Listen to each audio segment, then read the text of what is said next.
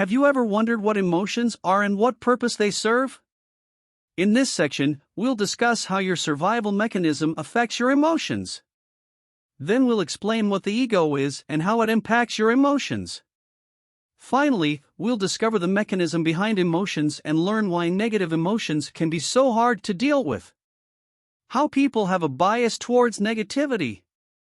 Your brain is designed for survival, which explains why you're able to listen to this audiobook at this very moment.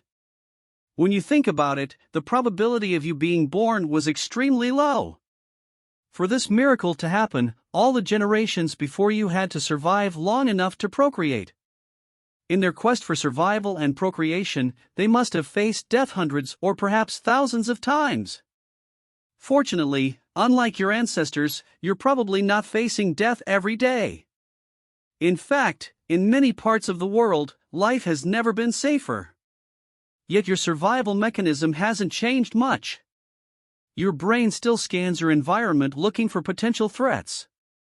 In many ways, some parts of your brain become obsolete. While you may not be seconds away from being eaten by a predator, your brain still gives significantly more weight to negative events than to positive ones.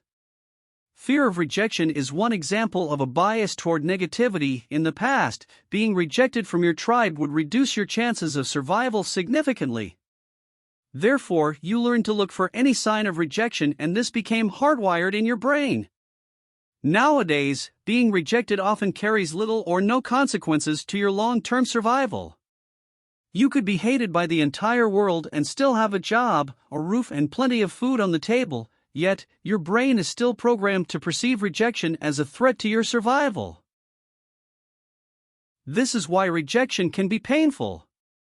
While you know most rejections are no big deal, you nevertheless feel the emotional pain. If you listen to your mind, you may even create a whole drama around it. You may believe you aren't worthy of love and dwell on a rejection for days or weeks. Worse still, you may become depressed as a result of this rejection. In fact, one single criticism can often outweigh hundreds of positive ones.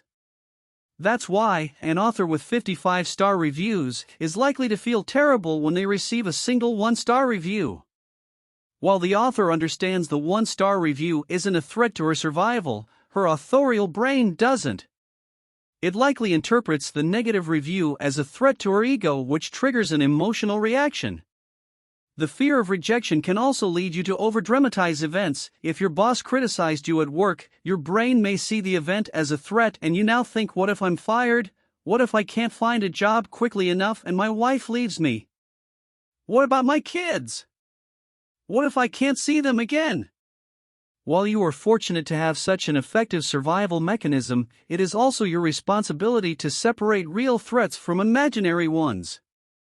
If you don't, you'll experience unnecessary pain and worry that will negatively impact the quality of your life. To overcome this bias towards negativity, you must reprogram your mind. One of the human being's greatest powers is our ability to use our thoughts to shape our reality and interpret events in a more empowering way. This book will teach you how to do this. Why your brain's job isn't to make you happy. Your brain's primary job is not to make you happy but to ensure your survival. Thus, if you want to be happy, you must take control of your emotions rather than hoping you'll be happy because it's your natural state. In the following section, we'll discuss what happiness is and how it works. How dopamine can mess with your happiness. Dopamine is a neurotransmitter which, among other functions, plays a major role in rewarding certain behaviors. When dopamine is released into specific areas of your brain known as the pleasure centers, you get a high. This is what happens during exercise, when you gamble, have sex, or eat great food. One of the roles of dopamine is to ensure you look for food so you don't die of starvation, and you search for a mate so you can reproduce. Without dopamine, our species would likely be extinct by now. It's a pretty good thing, right? Well, it's yes and no. In today's world, this reward system is in many cases obsolete.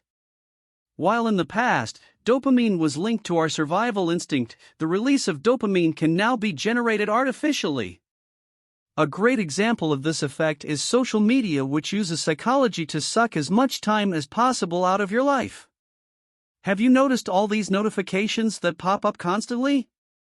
They're used to trigger a release of dopamine so you stay connected, and the longer you stay connected, the more money the services make. Watching pornography, for example, or gambling also leads to a release of dopamine, which can make these activities highly addictive. Fortunately, we don't need to act each time our brain releases dopamine. For instance, we don't need to constantly check our Facebook news feeds just because it gives us a pleasure shot of dopamine. Today's society is selling a version of happiness that can make us unhappy. We've become addicted to dopamine largely because of marketers who have found effective ways to exploit our brains. We receive multiple shots of dopamine throughout the day and we love it. But is that the same thing as happiness? Worse than that, dopamine can create real addictions with severe consequences on our health. Research conducted at Tulane University showed that, when given permission to self-stimulate their pleasure center, participants did it an average of 40 times per minute. They chose the stimulation of their pleasure center over food, even refusing to eat when hungry. Korean Lee Sung-seop is an extreme case of this syndrome. In 2005, Mr. Seop died after playing a video game for 58 hours straight with very little food or water and no sleep. The subsequent investigation concluded the cause of death was heart failure induced by exhaustion and dehydration. He was only 28 years old. To take control of your emotions, it is essential you understand the role dopamine plays and how it affects your happiness. Are you addicted to your phone? Are you glued to your TV? Or maybe you spend too much time playing video games. Most of us are addicted to something. For some people it's obvious, but for others, it's more subtle. For instance, you could be addicted to thinking. To better control your emotions, it is important to shed the light on your addictions, as they can rob you of your happiness. The one day I will myth. Do you believe that one day you will achieve your dream and finally be happy? This is unlikely to happen. You may, and I hope you will, achieve your dream, but you won't live happily ever after. This is just another trick your mind plays on you. Your mind quickly acclimates to new situations, which is probably the result of evolution and our need to adapt continually in order to survive and reproduce. This is also probably why the new car or house you want will only make you happy for a while. Once the initial excitement wears off, you'll move on to crave the next exciting thing. This phenomenon is known as hedonic adaptation. How hedonic adaptation works. Let me share an interesting study that will likely change the way you see happiness. This study, which was conducted on lottery winners and paraplegics, was extremely eye-opening for me. Conducted in 1978, the investigation evaluated how winning the lottery or becoming a paraplegic influence happiness.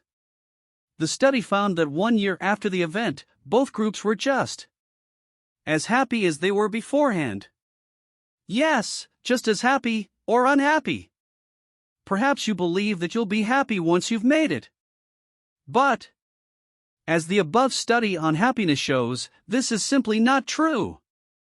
No matter what happens to you, you'll revert back to your predetermined level of happiness once you've adapted to the new event.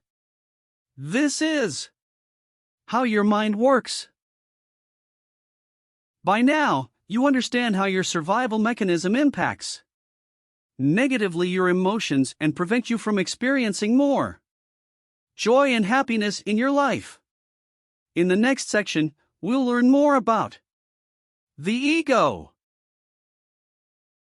That's it, thanks for watching.